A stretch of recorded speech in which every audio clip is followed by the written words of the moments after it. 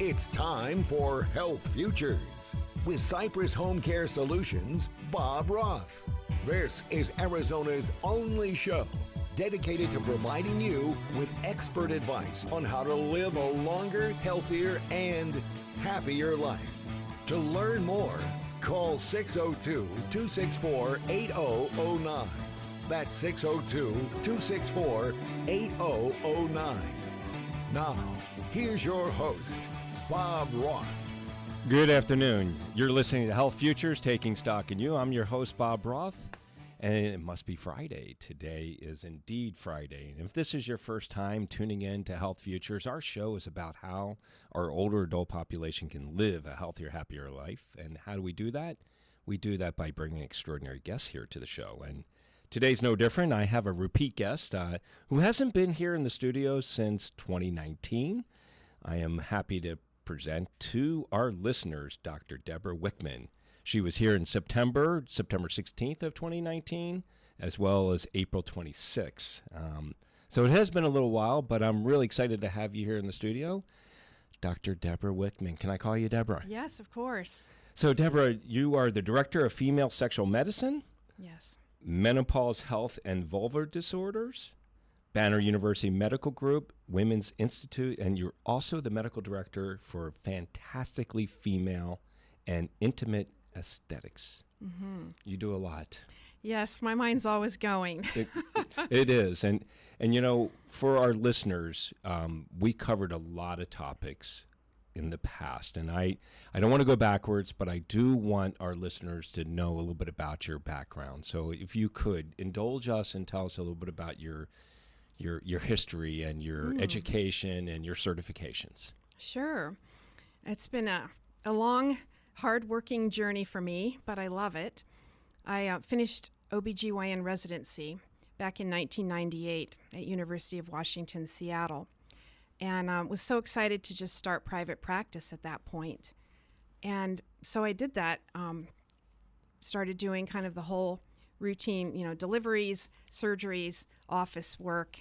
And it wasn't long before patients started connecting with me and developing rapport and started asking me questions about how do I like sex better? Or what do I do about low libido or trouble with orgasm? And those kind of questions really stumped me because in my whole residency, 4 years of OBGYN residency, we learned the anatomy and physiology of all the parts of the body, including the female reproductive parts, but we never learned any practical information about how to help women with problems in those areas. There was just nothing really known or published much about it. And so it got me really curious. And about 5 years into private practice, I had this opportunity or found this opportunity that UCLA was recruiting for a female sexual medicine fellowship. So a formal training that you could do after residency in this specific field. So I applied for it and was fortunate enough to be chosen and spent a year at UCLA just really focusing on female sexual medicine and research involved. And what I realized then was, well, this scratches the surface, but it doesn't really address the whole thing because there really wasn't anything included there about the psychosexual aspect of it, like how to deal with the emotional and the limiting beliefs and the, how to help women out of that funk. So my next venture was to get certified through ASECT, the American Association of Sexuality Educators, Counselors, and Therapists, with a mentor who turned out to be a very close friend and mentor, Dr. Gina Ogden, who's written many books, developed a whole format for helping women with sexuality problems. And she was my mentor, and I got ASEC certified as a sexuality counselor, so I could look at it from that angle. And in the process, developed a whole format to help women connect with their bodies with regard to body, mind, heart, spirit aspects of their genitals. And in the meantime, realized there's so much overlap in menopause and then in sexual pain that I, in the subsequent time span, became certified as a NAMS which is North American Menopause Society, a certified menopause practitioner, and became a fellow in the International Society for the Study of Vulvovaginal Disease. So there's always a certification to get, I discovered. And my personality is kind of like I'm addicted to achievement and getting, certifications and programs, because I'm just always looking for what else is there and trying to synthesize this and integrate this and put it all together for how to give women answers.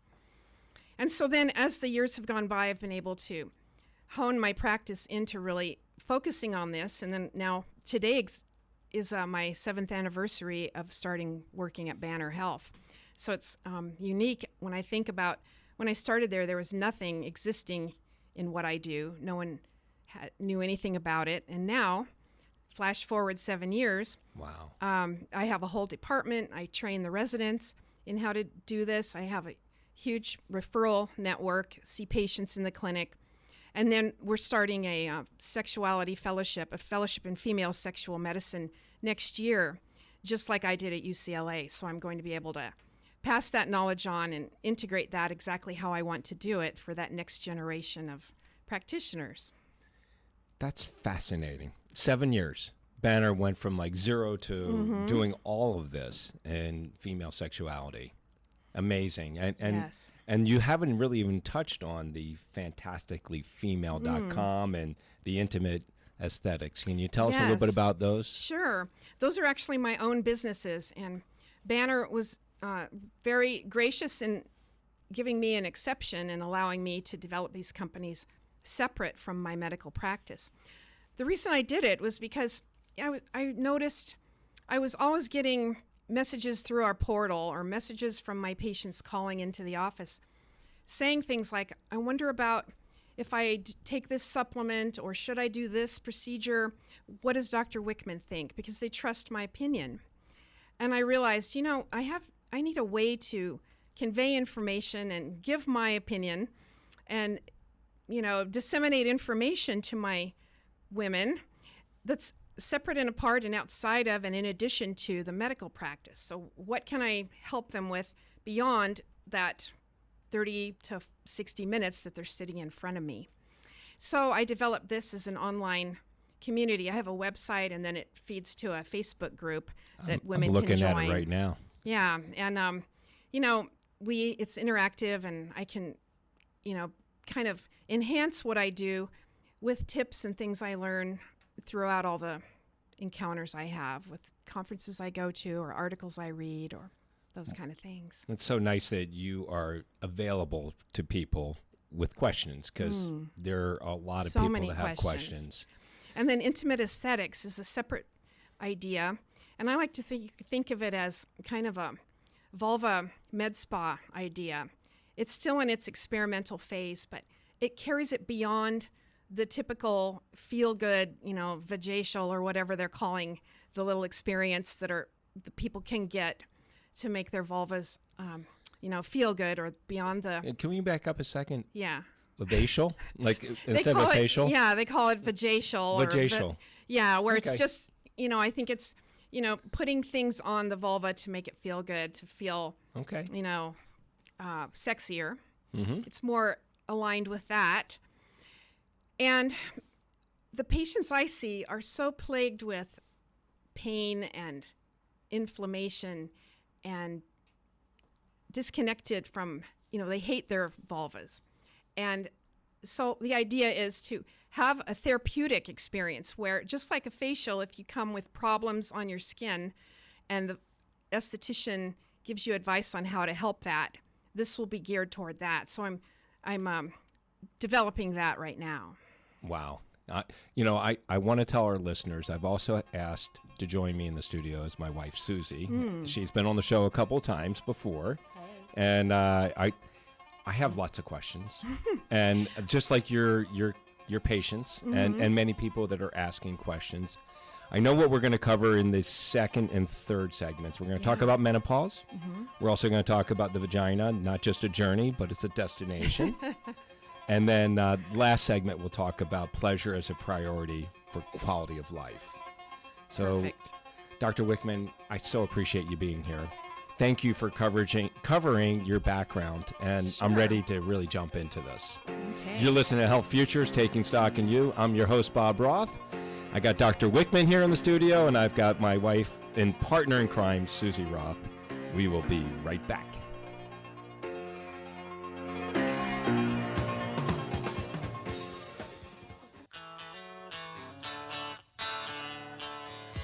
Now back to Health Futures, taking stock in you. If you have questions about your own or your loved one's future health care, call 602-264-8009.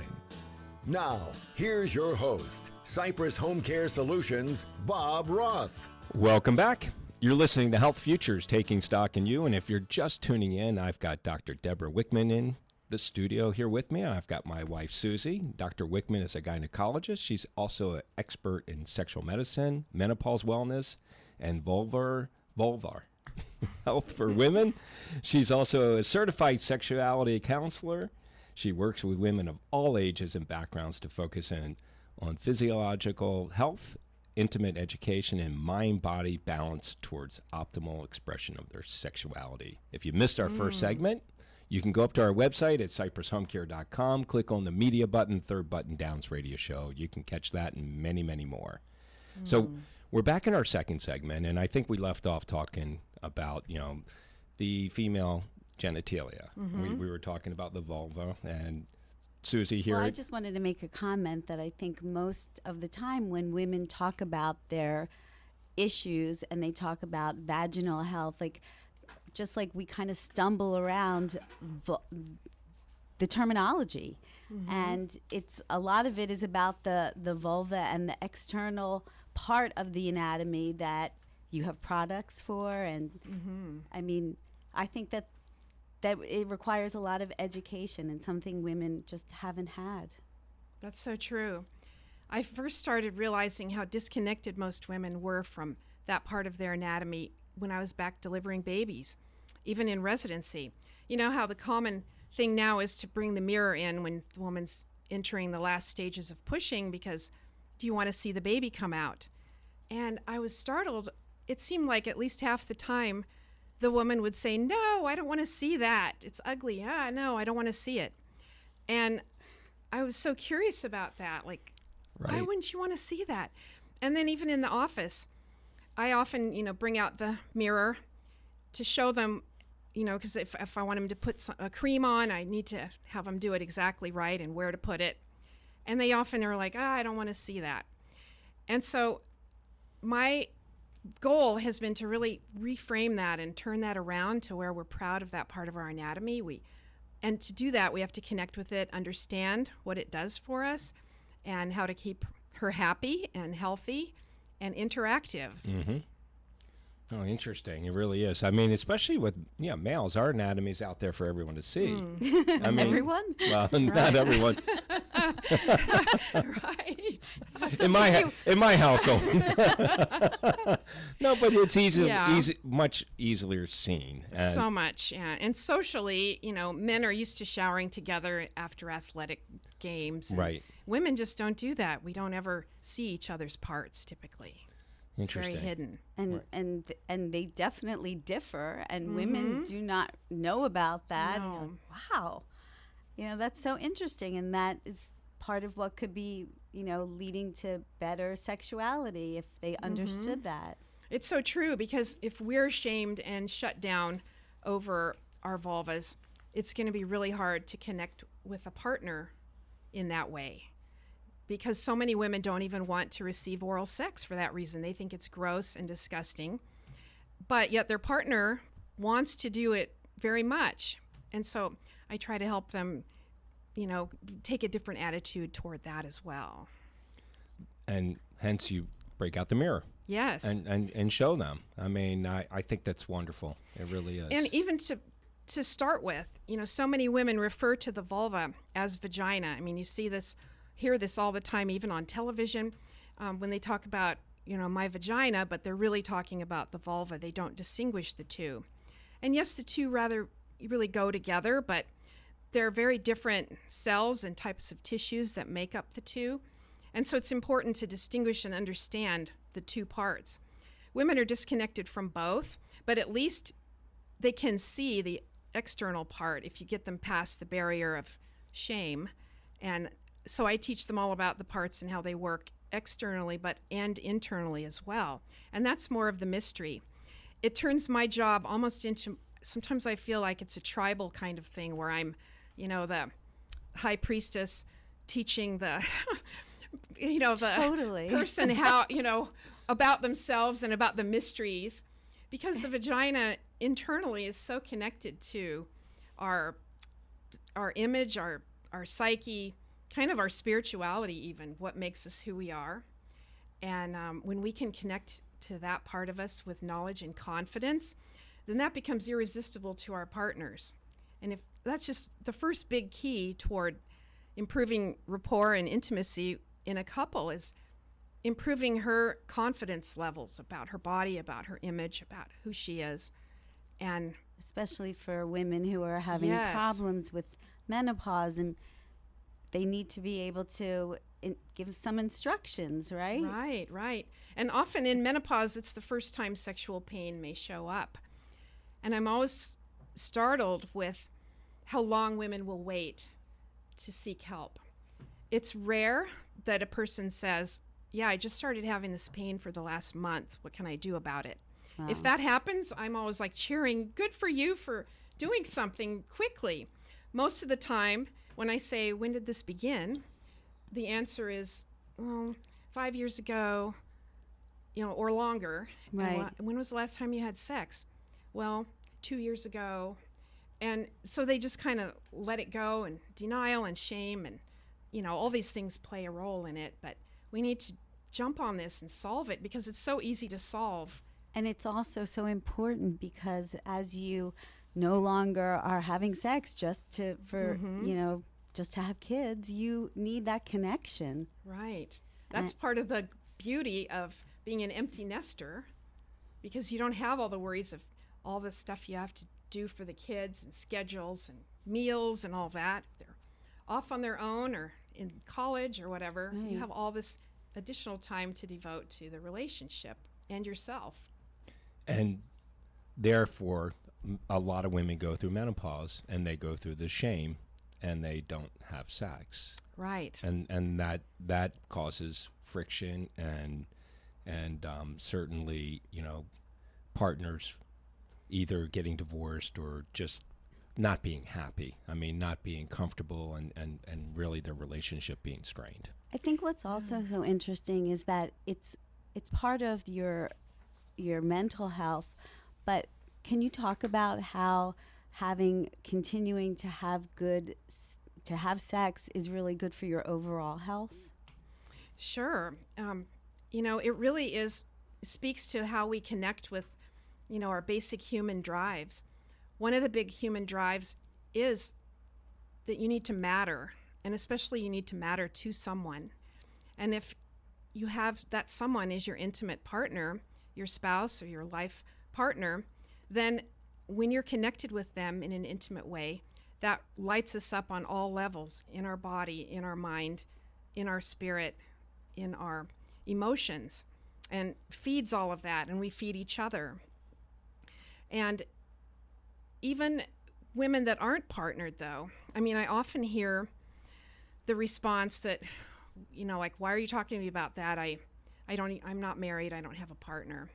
And those women even more need to hear this, because it's about connecting with yourself, and sexuality starts within yourself. And you have to know first what your own body wants and needs and how it works.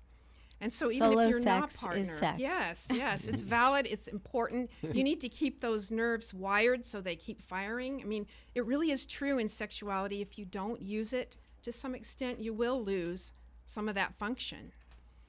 And you can get it back. I help a lot of women get it back, but it's better if you just don't lose it.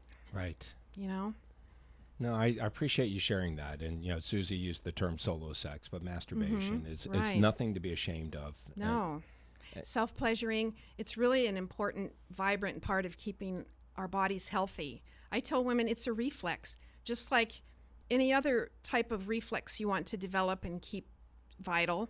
this one, the reflex of stimulating to orgasm, is also important, and it needs to be maintained. Wow, we've talked about a lot here in the second segment. Time flies. It does fly, and I can't. Are you blushing? I am a little bit. I am. The whole concept with self-pleasuring and masturbation. I mean, yes. But at the same time, this is a very important topic, and remember, our listeners are tuning into the show because most of them are older adults and trying to figure out how to live a happier and healthy life. And we touched a little bit on menopause, and I want to come back in the second half and really finish in talking about menopause because there's always stuff new, and you brought some new stuff in 2019. I want to hear what's new 2021 and going out. You're listening to Health Futures Taking Stock in You. I'm your host, Bob Roth. I've got Dr. Debra Wickman, and I've got my wife, Suzie Roth, here in the studio. We'll be right back.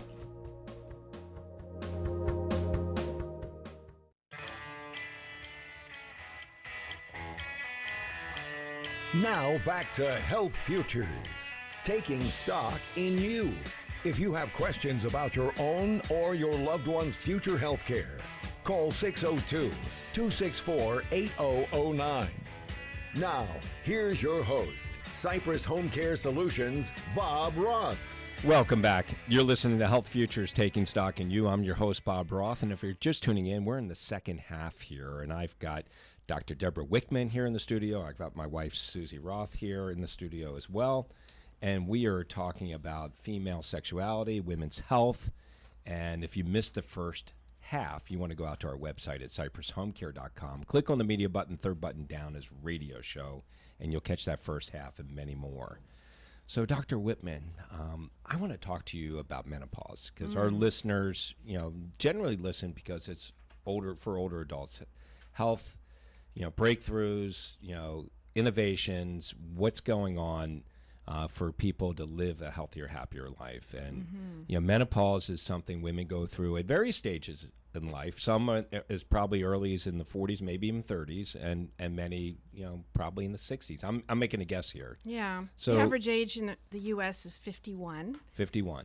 But if a woman in her 20s has a severe endometriosis that requires her ovaries to be removed, she's in menopause now because it really is tied to ovarian function. Wow. So I want to talk about what's new, what's going on with menopause, because I think there was the stigma that, reproductivity, sexuality, and all that stuff goes out the window. I'm no longer, a thriving female, but your life's not over once you reach menopause. No, far from it. And, we should really think of it as a power stage for women because now we can really come into our power and focus and shift to, what matters to us. Our focus can go off of raising kids and starting our career because usually by menopause now, the kids are gone or close to gone and our careers are established. And now it's like, what else is there for me? I mean, I remember asking this question myself when I turned 50. Like, what else is there out there? What else can I do? And so you get creative. You get so many more sparks of creativity and insight in this phase of life. Can you give us some ideas? Sure. Initially it can be distressing because these hormonal shifts, if you don't know what to do about them, and of course they express themselves in various degrees of intensity person to person. Some people don't have a blip and they hardly notice that the period stopped and they didn't have a hot flash. Other women, it's a roller coaster of hell, and their spouse goes, "Who are you?" and please do something. So those are the ones I'm usually working with because the ones who don't have an issue, they don't need to come to the doctor for this. But it's so much more than just getting a prescription to stop hot flashes. There's so much more to evaluate. And to what I said before, it's up to me to kind of spark women toward that path of connecting with their creativity and insight. And that's why I usually say this journey needs to be guided because it's the rest of your life. Women sometimes ask me, when am I out of menopause? When am I done with it? And you're really not done with it until you die. So you don't want to be done with it. It's a matter of managing it and turning it into what you want it to be. So it can be wonderful and stable and smooth. what I think of, I like the trend in medicine that's, there's a lot more trend toward functional medicine and even kind of a new term called lifestyle medicine.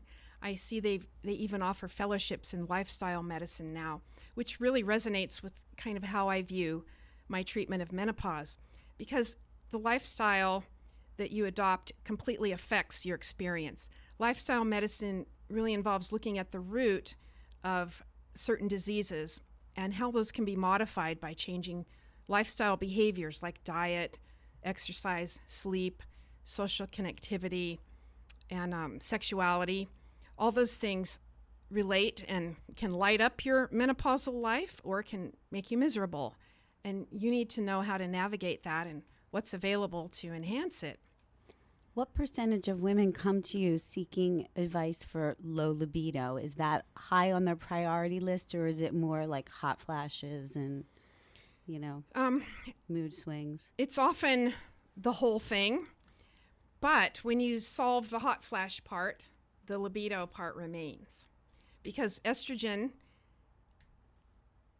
does help the parts of the brain with libido, but it's really synergistic with testosterone, which is a very potent hormone messenger to the limbic part of the brain. Which is not affected, right, by menopause? I mean, Right. the testosterone stays high.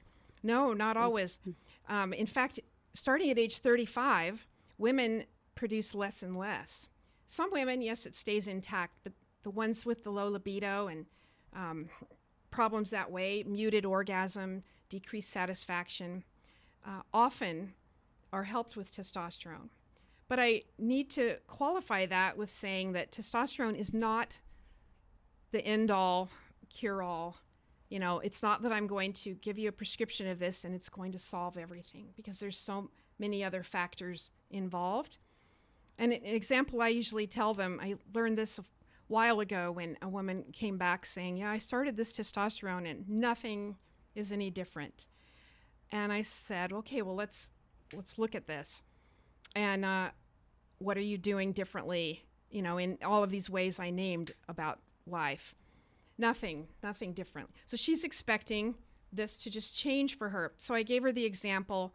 If I take my car to the gas station, fill the tank up with gas, and then get behind the wheel and sit there waiting for it to go, and I say, this gas must be bad, I need to complain to the gas station owner because this gas doesn't work. The same thing happens with the testosterone. If I fill your tank to a physiologic level that I've checked, and now I can verify to you that you have physiologic serum levels, but nothing's happening for you, it's because you're sitting behind the wheel without turning the ignition and putting your foot on the gas. So now let me help you with things you can do to help that. Right. And these kind of things involve sometimes changing behaviors, but the number one thing is lowering stress, and then partner relationship. Because the two of those things, if those are weighing you down, all your foot is on is the brake pedal, and all the testosterone in the world is not going to turn you in the other direction. And isn't it that men think about sex a lot and women not so much? So isn't it good instruction to tell women to start thinking about, to start the engine, Right. We are, some research came out a few years ago which kind of gave a helpful description of calling women in general more responsive. We have more of a responsive libido, where we're not against it, but it's not our idea most of the time. We just don't think about it. We think of all these other things, whereas men tend to be more spontaneous libido people, where it's on their mind. And if they're stressed, that's more of a release for them. It's not so much of a release for women with stress. We tend to release our stress in other ways. But we can become intentional about it and train ourselves to be more in that mode, and that means being more communicative and responding more to his spontaneous needs, but also your intentional, plan for it. Bobby had this aunt that we loved, and she and her husband had such a beautiful relationship. They were great role models. They were. They would hold hands under the table all the time, and she used to tell me all the time, Suzie, to woo is the glue. Mm-hmm. And, you can't lose that through a relationship. It's so important. It is so important to take it just outside of the bedroom, because you can't just turn on sexuality the minute you jump into bed together. So it true. has to You be a have to foundation. flirt. Yes. Anticipation, planning this little, encounter together. That's all part of, it's been well researched that novelty is one of the biggest things that can stimulate libido, especially in a long-term monogamous relationship, because you need to keep it fresh. You need to keep new ideas going. And it's not just about new ways to have sex, but the way it translates is new ideas to talk about, new conversations to have, new ways to think true. about things. You need to be sparking novelty in all the ways you relate. I usually recommend to patients 20 to 30 minutes a day, come up with a topic that you've never discussed before and talk about it What with a your great partner. idea. Make it ridiculous or absurd, but I if love you want that. to, but see how they think. That's Start a relating. great idea. Yeah, great ideas. Well, you hear the music. It's hard to so believe we're down soon. 3 segments already. And, Wow. there's still so much I want to talk about on menopause, but I want to get to some of the other stuff as well. And I know we only have one more segment, but like in 2019, I had you here twice. I'm going to have you Yes, back to we need a cover redo. Absolutely. You've been listening to Health Futures Taking Stock in You. I'm your host, Bob Roth. I've got Dr. Debra Wickman here in the studio with me. I've got my spouse, my partner, my best friend, Suzie Roth here as well. Stick around. We'll be right back.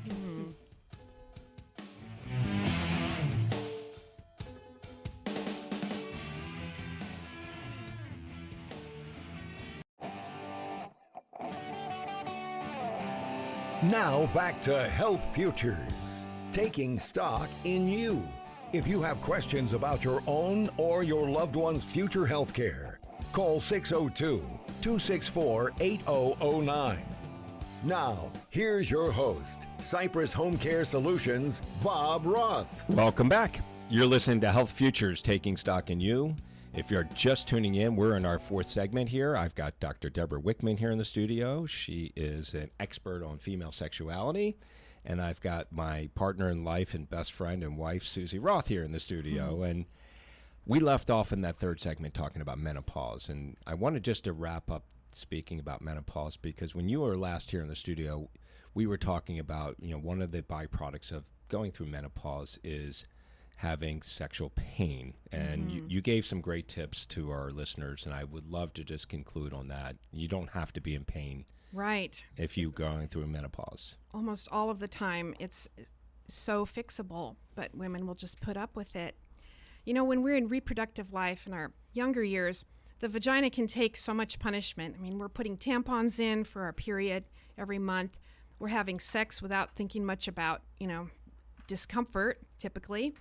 And things get a lot more sensitive when those hormones shift and when we start having low hormones and depletion. And the reason that the vagina can take so much punishment in our younger years is because when we're making all those hormones, the vaginal walls are nice and thick with good circulation. The nerves are working well because the hormones really help nourish those genital nerves, so orgasms happen pretty easily. And, we take that for granted. When those hormones drop, the vaginas thin out, the walls thin, the circulation recedes so that the tissue becomes more pale, less sensitive to pleasure, I should say, much more sensitive to discomfort and pain, and it can even tear easier. The elasticity kind of diminishes. And so we need to try to rework that. There's products, both prescription and non-prescription, that can really help. As far as non-prescription, you can even get some intravaginal hyaluronic acid, which they use in, aesthetic facial procedures all the time, because it's said that 1 molecule of hyaluronic acid holds 1,000 times its weight in water. So non-hormonal at all, totally, but you can use these, they're called Reverie as the brand name, but I really like those, and they're obtainable, through on your own power. Other things, though, that I help women with are, various forms of hormones or a prohormone type of thing called DHEA, which is quite safe to use in the vagina, and it doesn't get absorbed and transported through your body or converted into estrogen and testosterone like it would if you took a capsule of it. So that's probably my number one go-to intravaginal product, because it gives locally both a little bit of androgen, which is kind of like testosterone effect, plus some estrogen effect. And even patients that have had breast cancer usually are allowed to have this. I always check with the oncologist first, but it can transform your life when the vagina isn't hurting and you can go back to having a pleasurable sexual response. DHEA is by prescription? Some of it is, but you can get DHEA over the counter too in a little oval product. Thank you for wrapping up the discussion on Yeah. menopause and talking about, the pain and discomfort that so many women are ashamed of, and they don't go to get help and assistance. So, I mean, that's Right. that's my appeal, and certainly yours to our listeners. One more thing to say on that, though, is beyond that, women don't realize that everything we do, with everything we eat in our diet, what we drink, our habits, our lotion we put on us, detergent we use to wash our clothes, menstrual pads, or if you use pads because of a little urine leaking, all of those things can have chemicals in them that the vagina can become sensitive to and cause inflammation, even more so after Wow. menopause. So we need to really evaluate inflammatory things in our diet, things that we're putting on, fragrances, perfumes, dyes. Those things really need to go as What much about as possible. spicy food? It just depends. Some people can tolerate it, but some people are inflamed by it. And the last thing is we need to not buy cheap lubricants. The worst thing is to get the local pharmacy lubricant. The osmolality is usually way too high, which means when you apply it in the vagina for intercourse, it actually pulls fluid out of your cells and dehydrates them even more. Whoa. So we need to have proper lubricants with good osmolality, things that are more compatible with the osmolality range of the human vagina. And those are usually a little more expensive, but well worth it. Water-based, organic type lubricants. Do you have any name brands you could share? I really like Good Clean Love, makes a good water-based one. Also, not water-based, but Aloe Cadabra, which is aloe-based, is also very good. And then as far as just a silicone one, something like Uberlube, if you're not needing to wear condoms because of preventing sexually transmitted infections, if you have a stable partner, or you're not putting it on sex toys, you can use a silicone base like Uberlube. Is very good because it retains the slippery texture and it doesn't get absorbed or pull fluid out of your cells. So these are just some everyday nuances that can make a huge difference in how sex feels. So appreciate you finishing up that conversation. So Yeah. we don't have much time, but I really want to talk about pleasure and how that is a priority for quality of life for women. It is. I mean, pleasure is really one of our basic needs as humans. And throughout our lives as nurturers, we often set it aside. I kind of coined the term intentional neglect because we choose to nurture other people, our children, our spouses, our careers, whatever we're giving our energy to. It's often not ourselves and not first place in ourselves. And so we get burned out, stressed, reduced sensation, reduced libido, flat mood. Kind of all of these things cause us to not be connected with sex or intimacy. And pleasure really relates to that. But it's so much more beyond that because we're really wired for pleasure. With our senses, we perceive pleasure every day through what we hear, see, touch, taste, smell. We need to foster that and try to do it in a sensual, intentional way so that you're actually paying attention to it, acknowledging it, really feeling that emotion of what appeals to you every day should be provided. And then it's that limbic part of the brain that really connects with our sexual response. Yes, locally, our clitoris, our arousable and gorgeable tissues need to be functioning and wired right and stimulated properly. But then this needs to connect to our brain, where the limbic part of the brain is the part that really processes emotions and memory. And in doing that, it really regulates our autonomic and endocrine systems based on those emotions, we feed it. So when we're living in a state of stress and overdrive, those are the emotions that we're feeding into our limbic brain.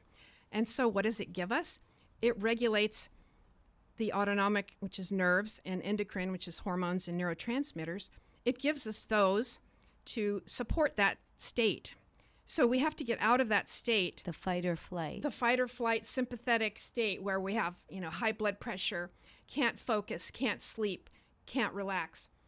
We can never mate or have that kind of conducive mating satisfaction when we're in that state. It makes so much sense, because at that point your body would be like, just stay alive. Yes. Not look for pleasure. So we have to intentionally shift into that pleasure mode at least a couple times a day, if not more. And there's many ways to do it, but we have to shift out of that stress mode and more into that parasympathetic, relaxing, meditating, gratitude mode, and, promote that as a lifestyle. Makes so much sense. And you referred to that as the flow state, right?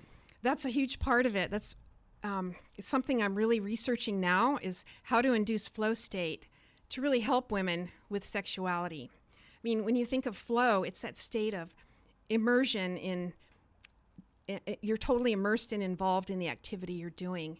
And the enjoyment is that activity itself. It's and how great would that be if that's how you felt about sex? You're immersed in the enjoyment and involvement in that activity. Fully present. Yes, totally present. And we can induce that through various measures.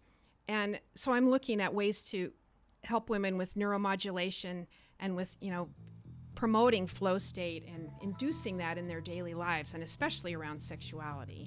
I hate the fact that the music is on. There's so much more I want to talk to you about, Deborah. We could do a whole show on this. We could, and I definitely want to bring you back. And I want our listeners to know, if you want to reach Dr. Wickman, you can visit bannerhealth.com or call 480-827-5390.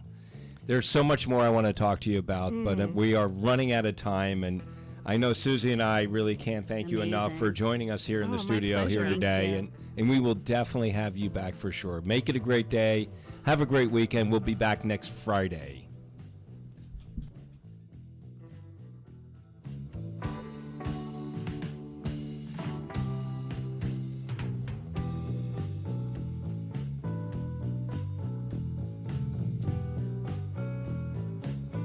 There's no place like home.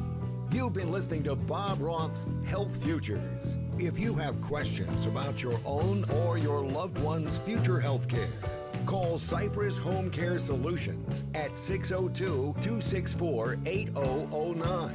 That's 602-264-8009. Or visit cypresshomecare.com. Be sure to join Health Futures with Bob Roth every Friday at noon, right here on Money Radio 1510 and 105.3 FM.